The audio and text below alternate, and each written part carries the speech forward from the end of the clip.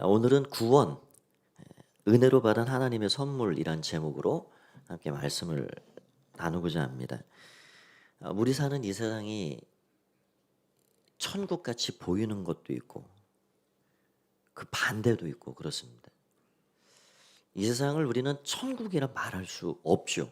이 천국이라 그러면 천국 닮은 게 많고 비슷한 게 많아야 되는데 그러지 않은 것들이 많습니다. 참 저도 삶을 돌아보면 어릴 때는 어릴 때, 청소년은 청소년 때, 청년 때 인생의 무게감을 느끼는 그 고통의 무게. 아, 삶이란 이런 건가? 내가 이렇게 평생을 살아야 되는 건가? 뭐 그런 것들을 많이 느끼고 경험합니다. 사실 아이들이 막 밝게 뛰어놀고 깔깔거리고 한다고 마냥 그렇게 세상을 아름답고 즐겁게만 보는 건 아니죠. 늘 삶에 대한 무게가 찾아오죠. 그러니까 이 세상은 죄가 있고 고통이 있고 곤고함이 있습니다. 그래서 우리는 이 세상을 천국으로 말하지는 않습니다. 그래서 우리가 바라보는 건 정말 이 불완전한 이 세상 너머의 완전함. 우리 이 땅에 살아가는 동안 당하는 이별, 고통, 질병. 참 우리 교우분들 중에도 이 질병으로 참 고생하는 분들이 계신데 이건 피할 수 없는 장애물입니다. 우리 인생에 주어진 장애물이지요. 이러한 것들이 가득한 세상 너머에 있는 질병도 이별도 근심도 고통도 없는 그 하나님 나라, 그 천국을 그래서 우리는 사모하고 삽니다. 이 땅이 너무 완벽하고 그냥 파라다이스 천국 같다 생각하면 우리 중 누구도 이 예배당에 발걸음하지 않을 겁니다. 내가 원하는 거 다 하고 내 뜻대로 잘 살아가서 천국의 삶을 만끽한다 그러면 이 완전한 세상 더 살길 원하고 지속되길 원하고 천국을 사모하지 않죠. 그래서 우리는 하나님 나라를 바라보고 눈물 속에서 주님 찾아가고 그런 삶을 사는 것입니다. 참으로 감사한 것은 이런 불완전한 이 땅에서의 삶을 뛰어넘는 완전하신 그 하나님의 나라, 영원한 하나님 나라, 모든 이 땅의 아픔이 슬픔이 없는 그 온전한 나라, 그곳에 갈 수 있는 근문을 우리 주님이 우리에게 열어주셨다 하는 것입니다. 그것을 바로 구원이라 말하죠. 천국의 문을 열어주시고 우리를 초청하시고 우리를 부르신 그 주님. 그래서 구원받은 사람들에게 주어진 이 은혜가 도대체 무엇인지 오늘은 에베소 2장 말씀을 통해서 잠시 생각을 해보겠습니다. 첫 번째로 우리가 생각할 것은 지난날 우리의 존재를 기억해야 한다라는 사실입니다. 우리 1절 말씀을 한번 보겠습니다. 그는 허물과 죄로 죽었던 너희를 살리셨도다. 우리의 지난날 옛사람의 존재는 어떠하였는지 죄와 허물로 죽었다. 이게 무슨 죽을 뻔했다 그런 게 아니고요. 이미 죽었다. 과거형으로 선언된 겁니다.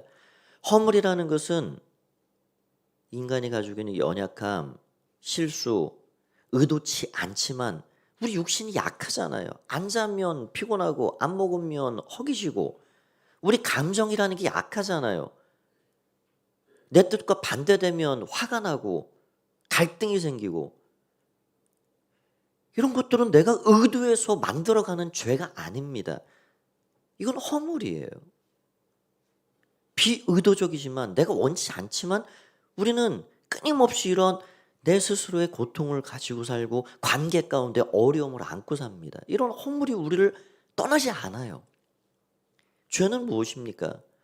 조금 더 의도적인 거예요. 내가 계획하기도 하고 생각하기도 하고 이 죄라는 것이 하마르티아라는 것이 관역을 빗나가는 것은 전부 죄입니다.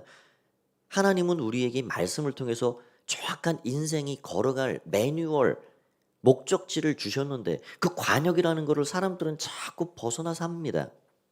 그 모든 것들이 죄예요. 그 결과가 무엇입니까? 하나님과의 단절, 하나님을 등지고 살아가는 그것이 바로 죽음입니다.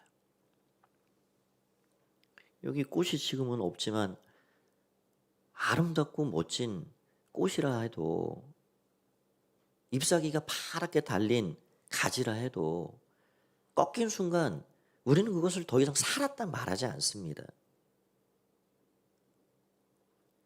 우리가 즐겨 먹는 문어, 오징어 그게 몸에서 잘려내도 꿈뚝꿈뚝 움직여요. 그러나 우리는 그것을 살았다 말하지 않습니다. 시간 문제일 뿐이지. 결국은 그건 죽은 거예요. 여러분 우리 인생을 산다 그러잖아요. 산다. 그런데 엄밀히 말해서 우리가 살아가는 것인가? 죽어가는 것인가?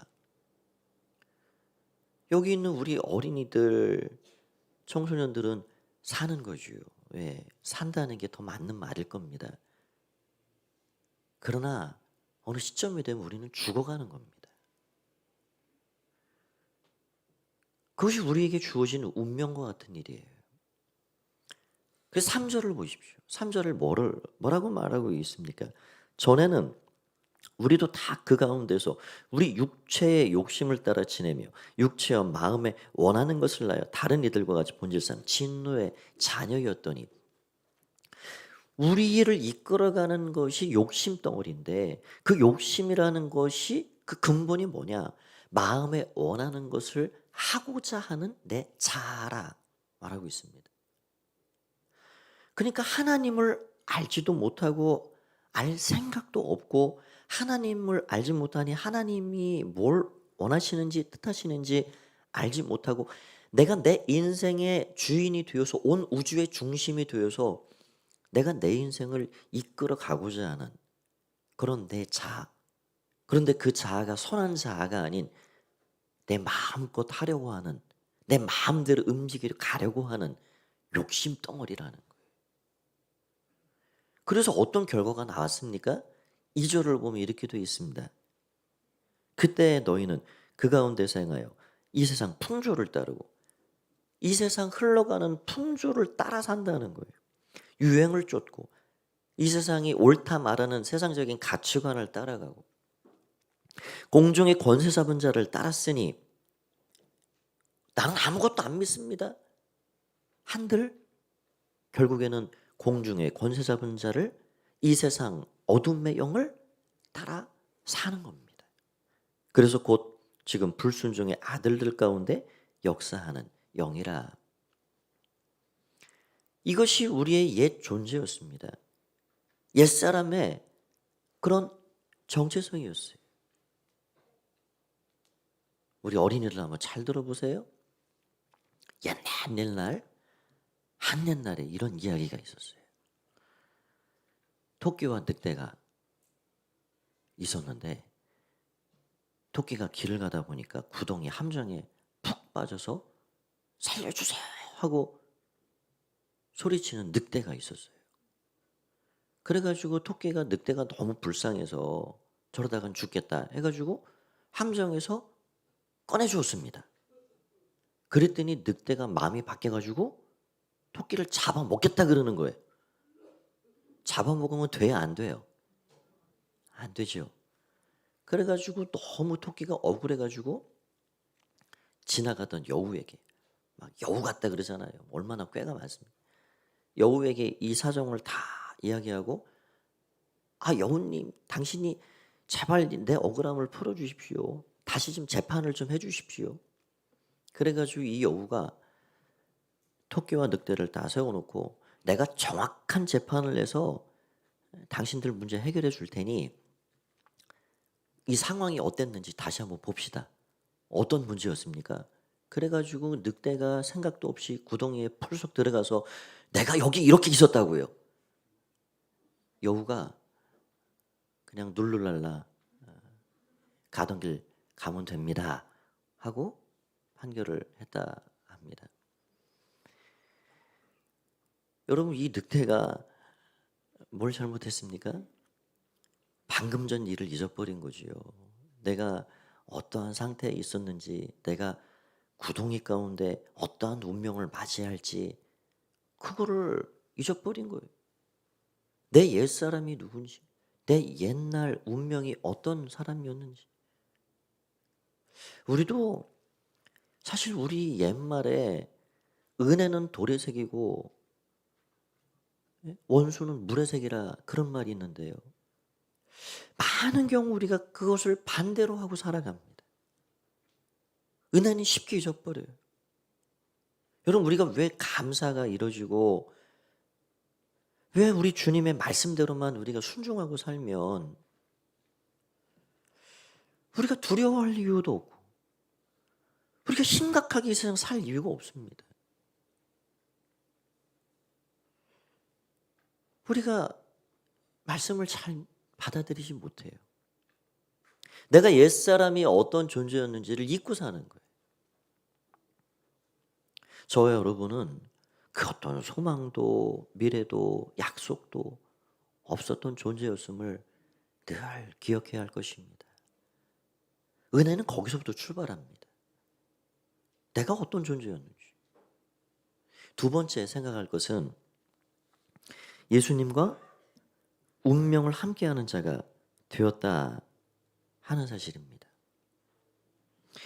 나의 이전 존재, 예수님이 없이는 나라는 존재 속에서 어떠한 소망도 발견해 볼 수 없는 전적, 부패 전적 무능력의 상태에 있었던 우리들이 오직 소망은 주님께 있음을 알고 기억하고 우리 주님을 영접한 거예요. 영접한 거예요. 주님을 영접했을 때 어떤 일이 일어났습니까? 이 구원이라는 놀라운 은혜가 일어난 겁니다. 하나님께서는 인생들을 구원하시고자 끊임없이 변치 않고 신실하게 사랑을 베푸셨고 그 신호를 주셨고 그럼에도 불구하고 그 하나님의 사랑을 거부하고 받아들이지 않은 인생은 계속해서 하나님 등지고 담쌓고 사는 거예요. 그때 하나님은 심판이라는 걸 예비하셨습니다. 그래서 히브리서 9장 27절 말씀에는 사람이 한 번 죽는 것은 정한 이치요 그 후에는 심판이 있으리라 이야기를 해주셨습니다. 그래서 모든 인생을 향하여서 하나님은 끊임없이 구원의 은혜를 지금도 베풀어 주시고 기회와 시간을 주시지만 그것을 계속해서 거부하는 인생들은 하나님의 진노 가운데 살도록 하신 거예요. 로마서 1장 18절 말씀에 보면 이런 말씀이 있습니다. 하나님의 진노가 불의로 진리를 막는 사람들의 모든 경건하지 않음과 불의에 대하여 하늘로부터 나타나나니. 여러분, 성경을 우리가 읽다 보면 구약 성경에만 600번이 넘게 하나님의 진노에 대해서 표현이 되어 있고요. 로마서에만 10번 이상 이 하나님의 진노라는 것이 드러나 있어요. 여러분, 사람은 한번 죽으면 끝이라 생각하지만 성경은 말합니다. 죽음 이후에 심판이 있다는 거예요. 그 심판은 더 끔찍하고 정말 고통스러운 일이죠. 그래서 예수 그리스도를 영접하고 믿음 안에 하나님 백성이 되어 살아가는 우리들은 얼마나 감사한 일이죠. 구원이란 무엇인가? 하나님의 진노하심에서 해방된 것을 구원이라 말합니다. 그래서 믿는 이에게는 더 이상 정죄함이 없고 심판이 없습니다. 믿습니까? 이게 놀라운 은혜예요. 멸망받을 수밖에 없는 죄와 허물로 죽을 수밖에 없는 우리 인생을 하나님은 그 아들 예수님을 통해서 우리를 그 모든 사망의 굴레와 저주에서 해방시켜 주신 거예요. 그 진노에서 우리를 벗어나게 하신 겁니다. 예수님이 하신 일이 무엇입니까? 하늘을 보자 버리시고 이 땅에 오셔서 십자가에서 그 무겁고 끔찍한 죄의 형틀을 짊어 매셨습니다. 거기서 죽으셨어요. 이 십자가를 우리가 생각하면 내 죄가 얼마나 무지막지하고 컸으면 죄 없으신 하나님의 외아들 독생자가 거기서 죽으셔야만 했는가? 내 죄값을 그 어떤 것으로도 지불하고 해결할 것이 없기 때문에 하나님은 죄 없는 독생자를 거기서 죽이신 거예요. 그 독생자가 죽으실 만큼, 아들을 잃으실 만큼 하나님은 우리를 얼마나 사랑하셨는가? 우리를 얼마나 끔찍히 사랑하셨으면 하나밖에 없는 독생자를 거기에 내 던지시고 포기하셔야만 했는가? 우린 십자가에서 그것을 깨닫는 것입니다. 그 예수님을 우리가 영접하면 도대체 무슨 일이 일어납니까? 여기 말씀 5절, 6절을 같이 한번 읽어보겠습니다. 5절, 6절. 우리 5절, 6절 읽습니다. 시작. 허물로 죽은 우리를 그리스도와 함께 살리셨고 너희는 은혜로 구원을 받은 것이라. 또 함께 일으키사 그리스도 예수 안에서 함께 하늘에 앉히시니. 우리는 멸망에 치달을 운명을 가진 자였는데 우리 운명이 이렇게 바뀌어버렸습니다. 어떻게 바뀌었습니까? 예수님과 함께 죽게 했습니다. 여러분, 사건이 진행되는 것은 아직 살아있을 때 유효한 일이죠. 피해자가, 가해자가 이게 죽게 됐다 그러면 그거는 사건은 종결되게 됩니다. 그러니까 우리가 가지고 있는 이 죄의 문제를 우리 주님은 해결해 주시기 위해서 아담으로부터 비롯된 죄의 허물로 이미 죽은 꺾인 나뭇가지 같은 꽃과 같은 우리 인생, 살아간다 하지만 죽어가는 우리 인생, 그 옛사람을 그 십자가에서 함께 죽여주신 거예요. 그래서 우리 옛사람은 더 이상 살아있지 않습니다. 그렇게 생각하고 그거를 믿고 그렇게 여기고 살라 말씀하시는 거예요. 함께 죽게 하시고 함께 살리셨습니다. 함께 살리시고 함께 일어나게 하셨고 부활에 참여하도록 하셨습니다. 그리고 함께 예수님이 앉은 그 보좌에 앉게 하셨습니다. 그러니까 예수님께 꼭 묶여 있게 되어 있어요. 예수님과 함께 죽고 예수님과 함께 부활하고 예수님과 함께 하늘 보좌에 앉히시고, 그러니까 우리 운명은 이제 예수님과 함께하는 운명 공동체가 되는 거예요. 여러분, 가족은 싫어도 좋아도 사나 죽으나 어떻게 보면 운명 공동체죠. 가족은 그런 겁니다. 내 몸으로 낳은 우리의 자녀, 우리 부모님, 운명 공동체 아닙니까? 그게 가족이에요. 우리가 하나님의 가족이 됐다는 건 하나님 아버지를 모시고 예수님과 함께 운명을 같이 하는 공동체가 되었다는 거예요. 그래서 예수님과 함께 죽고 예수님과 함께 살고 예수님과 함께 부활하고 결국 예수님 보좌 우편에 앉으셨고 우리도 그 하나님 그 식탁 잔치자리에 함께 앉는 자들이 되어 산다 하는 것이 우리에게 주어진 은혜입니다. 그러니까 예수님께 묶여있는 우리들이 아무리 발버둥을 쳐도 거기서 떨어질 수가 없어요. 예수님께 우리는 꽉 은혜로 묶여있는 존재가 된 겁니다. 그런 하나님의 권속이 된 겁니다.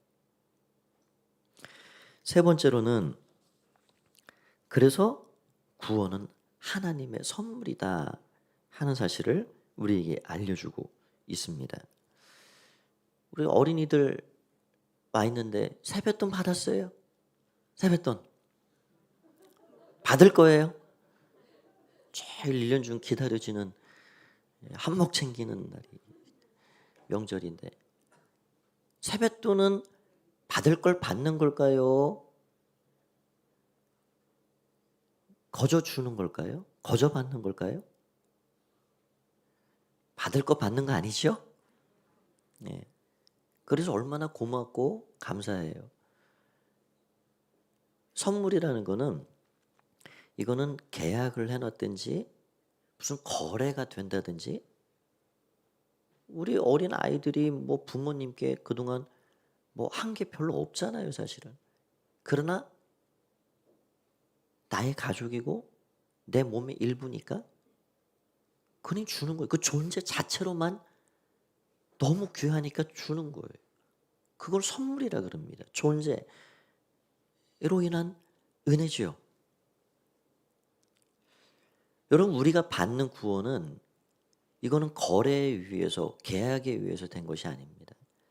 그냥 일방적으로 우리를 선택해서 주신 선물입니다. 선물. 마태복음 20장에 보면 포도원 품꾼 이야기가 나오는데요. 어떤 포도원 주인이 포도원에 이제 포도 송이가 다 너무너무 익고 알알이 엉그러서 그걸 수확을 해야 되니 일꾼들을 거리에 나가서 그렇게 데리고 옵니다. 새벽 6시부터 나갔어요. 6시에도 부르고 10시에도 부르고 5번이나 맨 마지막에는 오후 5시까지 집에 못 들어가고 못 들어가면 저 자식 굶을까 봐 거기서 일거리를 찾고 있는 일꾼들을 마지막까지 부르는 거예요. 그것도 한번 생각해 볼 일이에요. 아니 1시간밖에 일을 못 하는데 그 사람들 불러서 무슨 일의 효율성이 있을까? 그러나 주인은 부르는 거예요. 그래서 어떤 사람은 12시간을 일하고 어떤 사람은 1시간밖에 일을 못 했습니다. 6시 땡 오후 6시가 돼서 하루 일당을 지불하는데 똑같이 약속한 한 데나리오를 그들에게 주어주는 겁니다. 참 이상하잖아요. 1시간밖에 일하지 못한 사람과 12시간 일한 사람과 똑같이 주는 거예요. 이건 뭘 말해줄까요? 하나님의 계산은요. 이 세상 사람들의 계산과 다르다는 겁니다. 이 우리 생각을 뛰어넘어 버려요. 그러니까 포도원 품꾼의 그 천국 잔치자리와 같은 그 은혜의 자리에 선택받아 부름 받았다는 자체가 이미 은혜입니다. 거기에서 받는 한 데나리온 그 품삯은 덤이에요, 덤. 우리가 주님께로부터 십자가에서 우리 옛사람이 죽고 영원한 생명 소망을 얻은 이 은혜를 받은 것 자체가 세상 수많은 사람들 중에서 나를 선택해 준 자체가 우리에겐 은혜고 그것이 선물인 거예요. 우리가 천국 가서 받는 상급은 덤입니다. 덤. 그러니까 이 세상에 어떤 계산법과 너무 달라요. 이거는 계약이 아니고 거래가 아닙니다. 전적인 일방적인 은혜예요. 요한복음 4장에 보면 사마리아 여인 이야기가 나오죠. 너무 잘 알고 있는 이야기입니다. 예수님께서 사마리아로 지나가시면서 한 여인을 만나셨습니다. 그 여인을 너무 잘 아셨어요. 예수님은. 아닌 것 같이 말하지 않고 있었는데 너에게는 이전에 남편 5이 있었고 지금 너와 사는 남편도 내 남편이 아니지? 예수님 너무 속속들이 알고 계신 거예요. 그러면서 물을 달라. 예수님이. 아니 당신은 보아하니 유대인인데 왜 사마리아인들 상종치 않는 걸 내가 아는데 왜 사마리아 여자인 나한테 물을 달라 하십니까? 그때 예수님 뭐라 말씀하시냐면 요한복음 4장 10절에 이렇게 이야기를 하십니다. 같이 한번 읽어볼까요? 시작. 예수께서 대답하여 이르시되 내가 만일 하나님의 선물과 또 내게 물을 달라 하는 이가 누구인지를 알았더라면 내가 그에게 구하였을 것이요 그가 생수를 내게 주었으리라. 내가 누군지를 알았더라면 나한테 다른 생수를 구했을 거야. 그런데 여기서요, 아까 읽은 이 말씀에 보면 하나님의 선물 이야기를 하고 있습니다. 하나님의 선물. 여러분, 우리가 한번 상식적으로 생각해 보니 이 사마리아 여인이 선물 받을 자격이 있는 여인입니까? 아닙니다. 일단 사마리아의 태생이라 하는 것 자체가 유대인들에게는 부정한 사람이고 은혜 받을 자격이 없는 사람들이에요. 그리고 이 여인은 예수님이 알고 계시듯 그 삶 자체가 평범하지 않습니다. 어떻게 보면 문란하지요. 6명의 남편과 그렇게 지난 시간을 보내왔고 지금도 그러하고 있습니다. 그래서 떼양볕이 내리쬐는 정오 시간에 물동이 들고 나온 거예요. 함께 사는 사마리아 마을 사람들에게도 부정한 여인, 우리와 함께 하시 못할 여인, 그러고 살아가는 여인입니다. 그런데 어찌 이 여인에게 예수님은 하나님의 선물 이야기를 하고 계실까요? 여러분, 우리는 내가 뭘 잘해서, 뭘 잘나서, 어떤 자격이 돼서 하나님으로부터 선택을 받고 구원받아서 하나님 백성과 자녀가 되었다? 그러지 않습니다. 어떤 면으로는 우리는 너무 못나고 너무 부족하고 너무 약하고 너무 불순종하고 마치 사마리아 여인들처럼 그러한 존재였기 때문에 우리 주님의 은혜를 받는 그 선물을 받은 사람이 아닐까요? 이 사마리아 여인과 하나님의 선물은 어울리지 않습니다. 하나님의 선물은 저 유대 땅에서 예루살렘에서 멋들어진 옷을 입고 손을 들고 기도하고 율법을 잘 지키는 그 사람들에게 주어질 것 같지만 그러나 그러지 않았습니다. 하나님의 선물은 받을 자격이 되지 않는 수많은 인생들에게 찾아왔고 주어진 것입니다. 그래서 은혜인 줄 아는 거예요. 이런 선물을 받은 우리가 그럼 어떻게 살아가야 될까요? 그래서 마지막에 네 번째 생각할 것은 은혜의 풍성함을 드러내고 살아야 한다 하는 것입니다. 우리 10절을 같이 한번 또 읽어보겠습니다. 10절 말씀입니다. 시작. 우리는 그가 만드신 바라 그리스도 예수 안에서 선한 일을 위하여 지으심을 받은 자니 이 일은 하나님이 전에 예비하사 우리로 그 가운데서 행하게 하려 하심이니라. 우리가 착한 일을 내서 선한 일을 내서 하나님이 우리에게 구원이라는 선물을 주신 것이 아니라 구원이라는 은혜를 값없이 베풀어 주시고 앞으로 선한 일을 위해서 착한 일을 위해서 이 받은 풍성한 은혜를 살아가는 삶 곳곳에서 드러내고 나타내게 하기 위해서 우리를 구원해 주셨다, 선택해 주셨다 하는 사실을 알게 합니다. 오늘 값없이 받은 은혜 저와 여러분 모두가 받았습니다. 그래서 더 감사하고 그래서 더 감격스럽고 우리 하나님께서 우리에게 베푸신 사랑, 십자가에서 그 모진 고통과 죽음을 담당하신 예수님 생각하면 우리는 한없이 주님 앞에 감사할 수밖에 없습니다. 하나님의 은혜를 내 주변에 있는 사랑하는 가족에게, 자녀들에게, 교우들에게, 직장 동료에게 그 풍성하신 은혜와 사랑을 우리의 삶을 통해 마음껏 드러내고 그래서 더불어 하나님 모신 사람의 삶이 어떠한지를 그들로 하여금 궁금증을 알게 하고 주님을 바라보고 주님 앞에 나올 수 있는 그런 축복의 통로로 우리 모두가 살아가야 되겠습니다.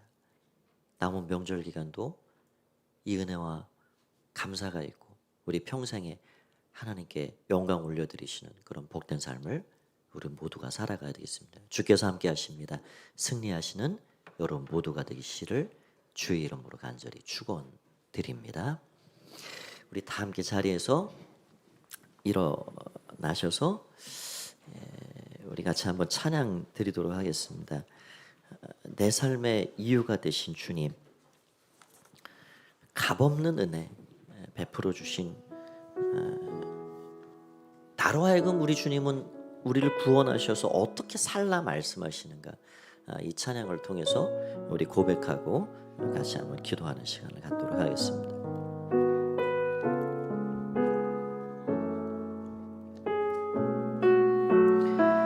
예수님은 나의 힘과 기쁨이 되십니다.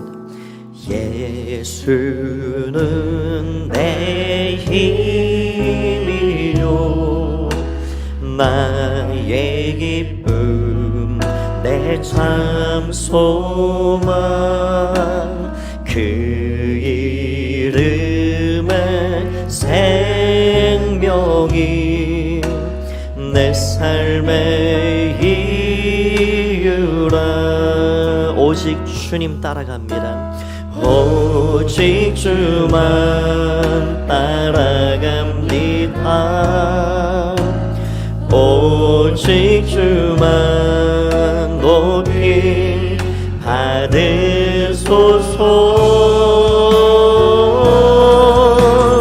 내 평생에 그 이름은 그의 선하심은 세상에 노래합니다. 그 이름에 크신 능력 영원한 생명이 내 삶의 이유라. 내가 사나 죽으나 내가 사나 우리 주님 위해 살기 원합니다. 그 이름을 위하여 내 모든 것 다 드리니 나를 받으소서. 우리 고백합니다. 오직 주만 오직 주만 따라갑니다. 오직 주님만 오직 주만 높이 받으소서.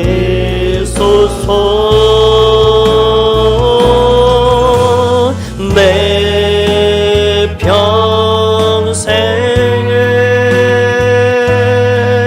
그 이름은 그의 선하심은 세상에 노래합니다. 그 이름에 크신 능력 영원한 생명이 내 삶의 이유라. 오직 주님 오직 주님만 따라갑니다. 오직 주만 따라갑니다. 오직 주만 높임 받으소서. 주님께 고백합시다. 내 평생에 그 이름은 그의 선하심을 세상에 노래합니다. 그 이름에 크신 능력 영원한 내 삶의 이유라. 그 이름은 크신 능력 영원한 생명이 내 삶의 이유라. 우리 함께 기도하겠습니다. 하나님, 우리는 너무 내가 받은 은혜가 얼마나 귀한 것인지 참 가볍게 생각하고 여기고 살진 않는지, 아들을 내어주시며 모든 것 포기하시며 우리에게 주신 이 구원의 은혜, 나의 옛사람 그 과거를 잊지 않게 해주시고 내가 어떤 존재였는지, 나는 어떤 운명 가운데 예수님과 하나 되어 살고 있는지, 내가 받은 이 구원이 얼마나 큰 하나님의 은혜와 선물인지, 나는 받은 은혜를 어떻게 드러내고 펼치고 살아가야 하는지, 우리가 이 시간 그 주님의 말씀을 마음에 담고 우리의 삶의 자리로 돌아갔으면 좋겠습니다. 우리 주신 말씀을 마음에 생각하면서 하나님 바라보면서 어렵고 힘든 현실이 때론 끊임없이 다가와도 이 구원의 은혜를 기억하며 늘 넉넉히 이겨나가는 주의 백성들 되게 해 주옵소서. 그렇게 기도하시고 오늘 온 가족이 함께 예배를 드릴 텐데, 사랑하는 배우자, 가족, 자녀, 부모님을 위해서 축복하는 마음으로 기도해 주시길 바랍니다. 이러한 제목을 가지고 우리 함께 마음을 모아서 우리 주님의 이름 한번 부르고 합심해서 기도합니다. 함께 기도합니다. 주여, 살아계신 주님을 찬양합니다. 오늘 우리의 마음을 올려드리며 나아갑니다. 주님 받아주시옵소서. 주님 감사합니다. 주님 감사합니다. 주님 감사합니다. 예수님 감사합니다. 예수님 감사합니다. 오늘 우리를 선택하신 주님 감사합니다. 죄와 허물로 죽었던 우리들을 옛사람에 속하여서 세상 풍조를 따르고 내 마음에 원하는 것을 따라 살아가던 우리들을 불쌍히 여기주셔서 너는 내 것이라 선택하시고 불러주신 아버지 하나님 감사합니다. 예수님과 함께 운명을 함께하는, 주님과 죽고 주님과 살고 주님과 함께 앉을 존재로 우리를 살게 하시는 애 감사를 드립니다. 하나님 아버지, 주님의 은혜와 사랑을 시간 마음에 담고 나아갑니다. 거저받은 은혜, 거저받은 선물, 하나님 주신 이 구원의 은총을 날마다 노래하며 살게 하여 주옵소서. 내 삶의 이유가 무엇인지 하나님 우리로 하여금 깨달아 알게 하여 주옵소서. 하나님 선한 일을 위하여 우리를 선택하신 주님의 은혜를 기억하게 하여 주옵소서. 주님 감사합니다. 주님 감사합니다. 주님 감사합니다. 주님 감사합니다. 주님 감사합니다. 우리의 구원의 은원이 되신 주님을 찬양합니다. 주님으로 인하여 살게 하시고 사랑하는 가족들에게, 우리의 주인들, 교우, 직장 동료에게 하나님이 구원의 은총을, 풍성한 사랑을 드러내며 나타내며 사는 통로들이 되게 하여 주옵소서. 오늘도 함께 하신 주님 감사합니다. 아버지 감사합니다. 아버지 감사합니다. 아버지 감사합니다. 아버지 감사합니다. 모든 영광 주님으로 받아주시며 예수님, 주님 감사합니다. 아버지 감사합니다. 아버지 감사합니다. 모든 영광 주님으로 받아주시옵소서. 아버지 모든 영광 주님 받아주시옵소서. 주님을 찬양합니다. 감사합니다. 감사합니다. 아버지 감사합니다. 예수님의 이름으로 기도합니다. 살아계신 주님을 찬양합니다.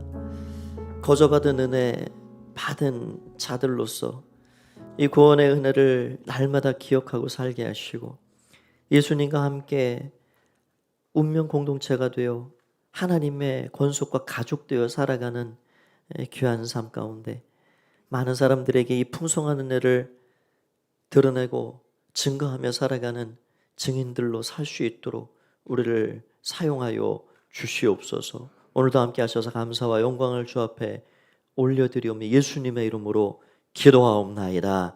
아멘. 이제는 주 예수 그리스도의 은혜와 하나님 아버지의 사랑하심과 성령의 교제교통 충만케 하시는 은혜가 거저받은 구원의 은혜를 마음에 다시금 소중히 간직하고 믿음으로 이 풍성함을 드러내며 축복의 통로되어 살기를 원하는 마음으로 예배하며 돌아가는 가포의 가족들 가운데 언제나 영원히 함께하옵시기를 간절히 축원하옵나이다. 아멘.